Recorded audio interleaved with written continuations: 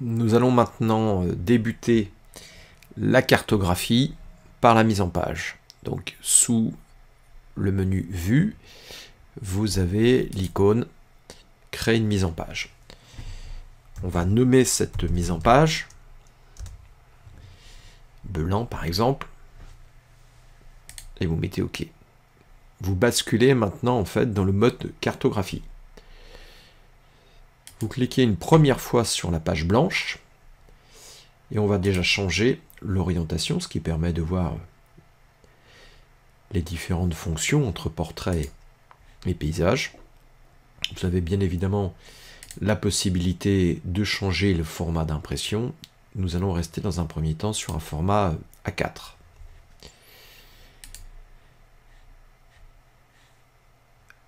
Maintenant, nous allons aller rechercher et ajouter la carte. Donc sur le menu ici, ajouter la carte, vous allez cliquer en diagonale tout en maintenant votre doigt sur la souris, bouton de gauche, et vous allez avoir la carte qui va apparaître.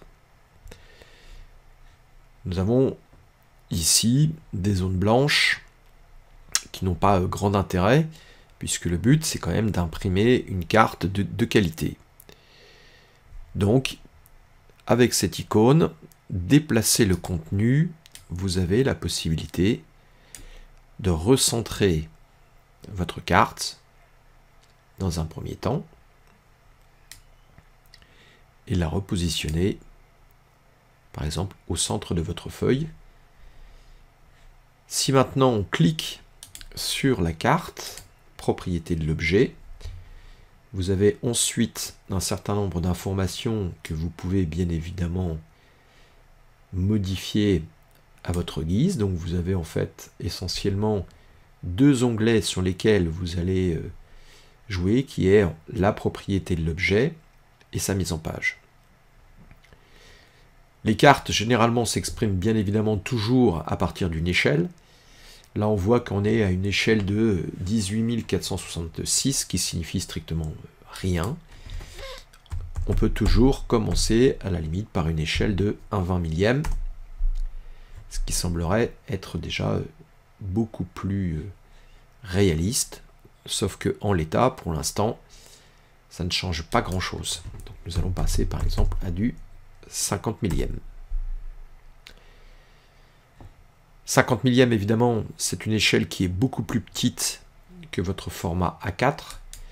Donc, on va par exemple faire du 10 millième.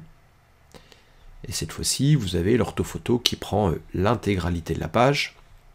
Donc, encore une fois, vous pouvez très bien recentrer le contenu et par exemple mettre, pourquoi pas, le centre de la commune au milieu de la page. Vous avez la possibilité de déplacer un objet. Donc cette fois-ci, c'est l'image que vous déplacez, mais par rapport à la page blanche que vous avez et qui correspond en fait à la page blanche qui va être imprimée sur un traceur ou sur un photocopieur ou sur une imprimante.